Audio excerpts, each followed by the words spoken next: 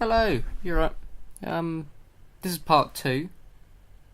If you watch part one, that's about smoking and branding, and I got some good feedback, so love that.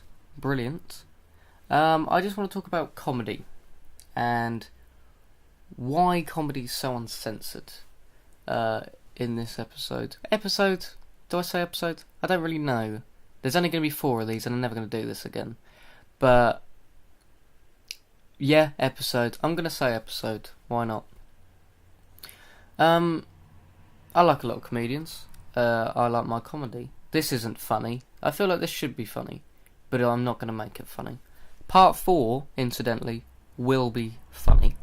I've made that funny, so just wait. You've got like 2 weeks. Louis C.K. He's a big one for me. Ricky Gervais, he's the biggest. Frankie Boyle's alright. Tim Minchin, I love his piano playing. They are all comedians that offer comedy in a different way. But they all have a connection, which is lack of political correctness. Should these comedians and many others be allowed to completely overlook moral conscience, sensitivity of listeners, and unwritten social laws? Is censoring and political correctness restricting and taming comedy? Who knows? I'm just bringing up the questions. I'm just bringing up the points. Let's start with Ricky Gervais because he is my ultimate favourite. He's done stuff like The Office UK and US. I think he also did. I think he did the US one as well. Extras, Life's Too Short, An Idiot Abroad, many other things. He was interviewed on the Jim Norton show on OP Radio. I think I'm pronouncing that right. There he defended racist jokes by simply saying it's all about intent. The intention of a joke determines if it should be made or not. And this is a very persuasive argument because it opens up the idea of unintentional consequences.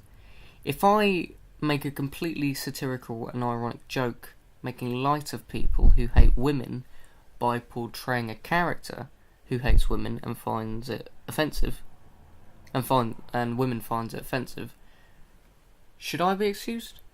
I think that makes sense. I hope so. This is really what Ricky Gervais' argument was based off of.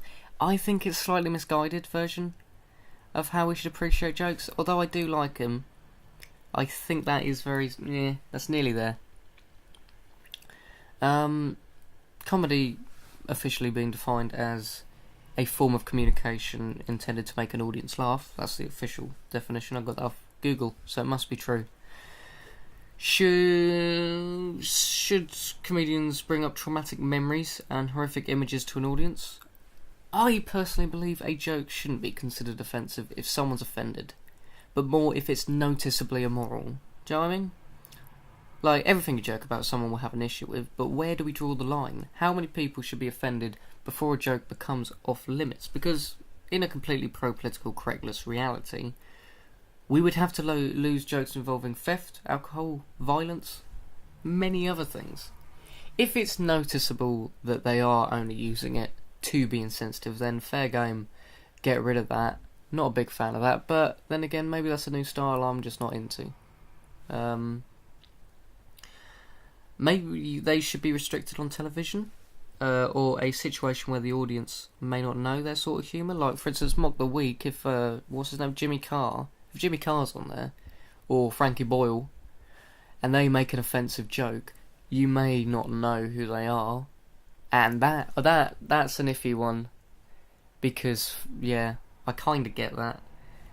You didn't expect it. You haven't signed up for this. But then again, perhaps people who name these comedians sexist, racist, fascists need to fully understand the comic's true perspective before slandering the comic or his material. Hecklers, someone who tries to communicate with the focus point addressing an issue, so shouting because they have a problem, wouldn't even exist if there wasn't some form of an issue, So in personal opinion, I believe no joke is off limits within reason, which I know contradicts itself, but making light of a situation isn't excusing horrific crimes or people. It is simply asking the audience to think about an issue. That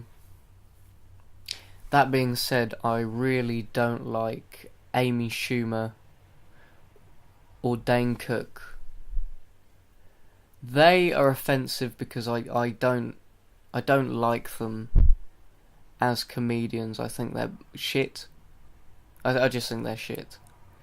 And it offends me that YouTube keeps recommending it in my recommended videos.